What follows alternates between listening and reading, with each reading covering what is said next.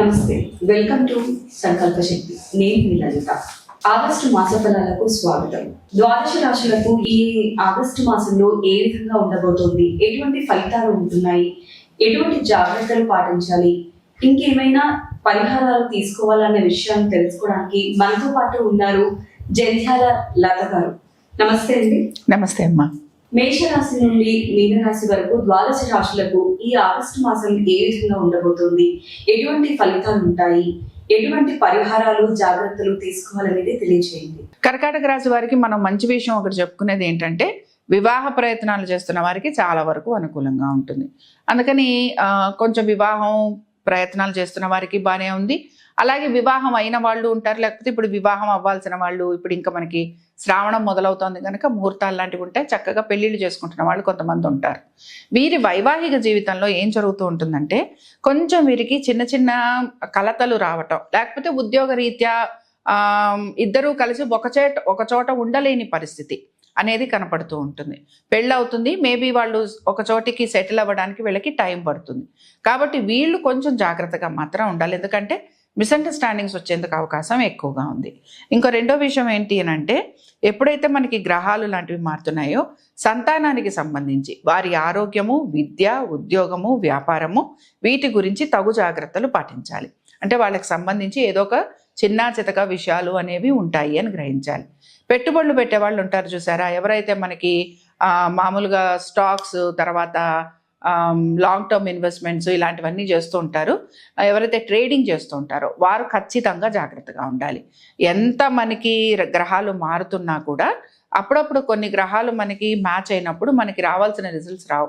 కర్కాటక రాశి వారు మాత్రం ఈ విషయంలో జాగ్రత్తగా ఉండాలి. అయితే మంచిగా నలుగురికి సహాయం చేస్తారు, మంచి ఆలోచన కలిగి ఉంటారు, వారి ప్రవర్తన కూడా చాలా వరకు మెజెస్టిక్గా ఉంటుంది.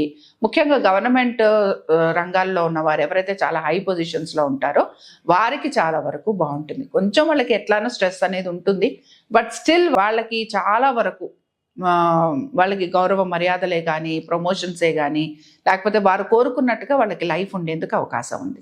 కాబట్టి ఆ విషయంలో మనకి బాగుంది.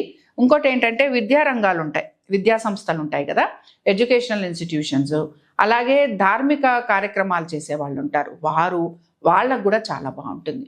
సో ఇలాంటి ఫీల్డ్స్లో ఉన్న వాళ్ళందరికీ బాగుంటుంది. కాబట్టి ఇక్కడ ఏమీ మనకి ఇబ్బంది కనిపించటం లేదు. అయితే ఇక్కడ చిన్న విషయం ఏంటంటే, ఎవరైతే మార్కెటింగ్ సైడ్లో ఉన్నారో, మీడియాలో ఉన్నారో, ఎవరైతే మోడలింగ్ చేస్తూ ఉంటారో ఇలాంటి వాళ్ళు మాత్రం కొంచెం ఇబ్బందికి గురవుతూ ఉంటారు.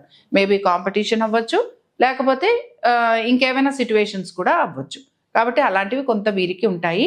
కొంచెం ఎక్కువగా వర్క్ చేస్తుంటారు, ఎక్కువగా శ్రమ పడుతుంటారు.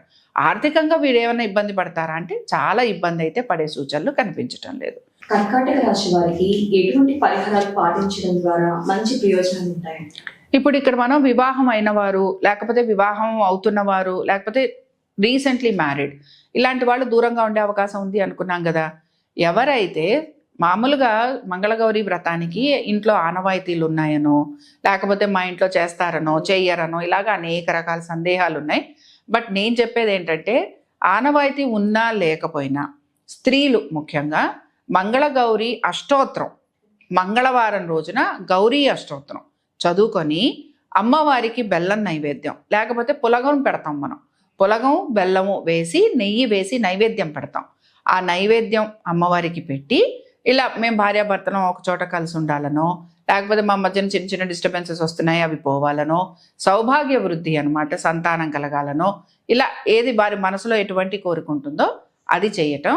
దీంతో పాటుగా వీరేం చేయాలి అని అంటే, మిగతా విషయాల్లో అంటే ఇక్కడ కొంచెం ఉద్యోగపరంగా ఇబ్బందులు ఉన్నాయి ఇలా అనుకుంటున్నాం కనుక, వీరు ఒక రకంగా ప్రయత్నం అనేది చేస్తున్నా కూడా కొంచెం మొత్తం శ్రావణ మాసం అంతా కూడా లక్ష్మీ మాసం గనక అమ్మవారి ఆరాధన గనక చేస్తూ ఉంటే వీరికి చాలా చక్కటి ఫలితాలు ఉంటాయి. అంటే లక్ష్మీదేవి ఆరాధన గనక చేస్తే మంచి ఫలితాలు వచ్చేందుకు అవకాశం ఉంటుంది.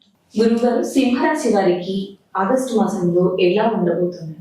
సింహరాశి వారికి గనక పరిశీలిస్తే గ్రహాలన్నీ కూడా ద్వాదశంలోకి వెళ్ళిపోతున్నాయి. ఎప్పుడైనా సరేనమ్మా, ఏవైనా గ్రహాలు ద్వాదశంలోకి వెళ్ళాయనుకోండి, వాటికి అవి ఇవ్వాల్సిన ఫలితాలు మనకి పూర్తిగా రావన్నమాట.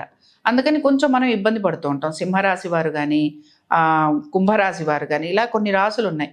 వీరు కొంచెం ఎక్కువగా ఇబ్బందికి గురవుతుంటారు. ఖర్చులు ఎక్కువగా ఉండటం, లేకపోతే ప్రతి వారితోటి ఏదో ఒక గొడవ ఉండటం, లేకపోతే మనం ఒకటి అనుకుంటే రిజల్ట్ ఒకటి రావటం, లేకపోతే మన ఆలోచన ధోరణికి పక్కవాడు ఎవరో మ్యాచ్ కాకపోవటం, ఇలా ఉంటాయన్నమాట. దీనివల్ల ఏమవుతుంటుందంటే అనేక విషయాల్లో అనేక మందితోటి మనకి ఏదో ఒక వైరం కలుగుతూ ఉంటుంది. నేను దీన్ని తప్పు పట్టను, ఎందుకంటే మన సైకాలజీకి ఎదుటివాడి సైకాలజీకి మ్యాచ్ అయితేనే ఏదైనా వర్కౌట్ అవుతుంది. ఇక్కడ ఏమవుతుందంటే కొంచెం మిస్ మ్యాచ్ అవుతూ ఉంటుంది. సో వివాహ ప్రయత్నాలు చేస్తున్న వాళ్ళు ఎవరైతే ఉంటారో వారు మాత్రం ఖచ్చితంగా జాగ్రత్తగా ఉండాలి. నేనైతే ఇంకా కొంచెం చిన్న వయసులో ఉన్న వాళ్ళు ఎవరైతే ఉంటారో వారిని కొంచెం ఆగమని చెప్తాను. బట్ లేదు, సంబంధాలు చూసుకుంటున్నాము, చేసుకుంటాము అనేవాళ్ళు మాత్రం వివాహమైనా జాగ్రత్తగానే ఉండాలి, వివాహ సంబంధాలు చూసుకుంటున్నా జాగ్రత్తగానే ఉండాలి. పార్ట్నర్షిప్స్లో ఉన్న వాళ్ళు కొంతమంది ఉంటారు, వీరు మాత్రం ఖచ్చితంగా ఇబ్బందికి గురవుతూ ఉంటారు. మూడో విషయం, కోర్టు కేసులు ఉన్న వాళ్ళు ఎవరైతే ఉంటారో వీరికి ఏంటంటే ఏమిటో జరుగుతున్నట్టుగా, పనులు అవుతున్నట్టుగా కనపడతాయి కానీ ఏమీ జరగవు. సో అంటే ఏంటంటే వాళ్ళ ప్రయత్నం, ఇందాక నేను చెప్పాను కదా, గ్రహాలన్నీ కూడా ఎప్పుడైతే మనకి ద్వాదశంలో ఉంటాయో, ఎప్పుడైతే మనకి అటువైపు వెళ్తున్నాయో, మనకి ఊరికినే ఖర్చు అవుతూ ఉంటుంది, దుబారా ఖర్చు అవ్వటం. వాళ్ళకి హెల్ప్ చేద్దామనో, వీళ్ళకి హెల్ప్ చేద్దామనో, లేకపోతే మన పనుల కోసం మనమే ఖర్చు పెట్టడమో, ఇలాంటివి జరుగుతుంటాయి తప్ప పనులు జరగవు. సో ఆ పనులు జరగటం కోసం మీరు ఎక్కువగా శ్రమకి గురవుతూ ఉంటారు. సో సింహరాశి వారు ఖచ్చితంగా వీళ్ళకి ఏదైనా కొంచెం పాజిటివ్గా జరగాలి, వీళ్ళకి ఇంకా మంచిగా ఏదైనా అవ్వాలి అని అంటే అట్లీస్ట్ బుధుడన్నా మారాలన్నమాట. బుధుడు ఎప్పుడు మారుతాడరా అంటే ఇంకా చాలా టైం ఉంది. పోనీ ఈ బుధుడు అట్లీస్ట్ బెటర్ రిజల్ట్స్ మనకి ఇవ్వాలి అని అంటే ఎవరైతే ఒక రకంగా కొంచెం బయట విదేశాలతోటి సంబంధం పెట్టుకుంటారు, ఎంఎన్సి కంపెనీస్ అనుకుందాం, లేకపోతే కొంతమందికి ఇంపోర్ట్ ఎక్స్పోర్ట్ చేసే వాళ్ళు ఉంటారు, వీళ్ళకి కొంచెం బెటర్గా ఉంటుంది, చాలా కాదు కొంచెం బెటర్గా ఉంటుంది. బట్ మిగతా రంగాలలో ఉన్న వాళ్ళందరికీ కూడా వాళ్ళ పడుతున్న కష్టానికి వాళ్ళకి ఆర్థికంగా బాగుంటుందని చెప్తాను, కానీ ఎక్స్ట్రాగా వాళ్ళకి ఏమీ కూడా బెనిఫిట్స్ ఉంటాయని మాత్రం చెప్పటం లేదు. సింహరాశి వారికి ఎటువంటి పరిహారాలు పాటించడం ద్వారా ఈ మాసం బాగుంటుంది? వీళ్ళు ఇంటర్వ్యూలకి వాటికి వెళ్తూ ఉంటారు ఉద్యోగస్తులు. సో కాంప్రమైజింగ్ జాబ్స్ వస్తుంటాయి విత్ లో శాలరీస్. సో ఒక రకంగా అది వాళ్ళ ఇష్టానికి మనం వదిలేయాలి. కాబట్టి ఇక్కడ వీళ్ళు ఎలాంటి పరిహారం చేస్తే వీళ్ళకి బాగుంటుందో చూద్దాం. సాధారణంగానండి ఇప్పుడు మనం అన్నదానం చేయండి అని చెప్తుంటాం కదా. అన్నదానం చేయండి అని చెప్పినప్పుడు ఏం జరుగుతుంటుందంటే, మనం ఏదన్నా బయట స్టాల్స్ అక్కడ ఉన్నప్పుడు అక్కడ మనకి పులావో బిర్యానీయో ఏదో దొరుకుతూ ఉంటుంది. చాలామంది ఒకళ్ళిద్దరు నన్ను అడిగారు అనమాట, మేము ఇలాంటివి కూడా ఇవ్వచ్చా అని. మనకేమైనా దోషాలు ఉన్నప్పుడు, అంటే మీరు ఇది ఆశ్చర్యపోవచ్చు, ఇప్పుడు నేను చెప్పే విషయము ఏంటంటే, ఇప్పుడు మనం అక్కడ ఏదైనా ఉన్నప్పుడు పులావో బిర్యానీయో ఉందనుకోండి, చక్కగా ఇవ్వచ్చు. ఎందుకు ఈ మాట అంటున్నాను అంటే, బిర్యానీలో ఒక రకంగా చెప్పాలంటే అనేక రకాల స్పైసెస్ ఉంటాయి. ఈ కాంబినేషన్ ఆఫ్ స్పైసెస్ అనేవి రాహువుకి సంబంధించింది.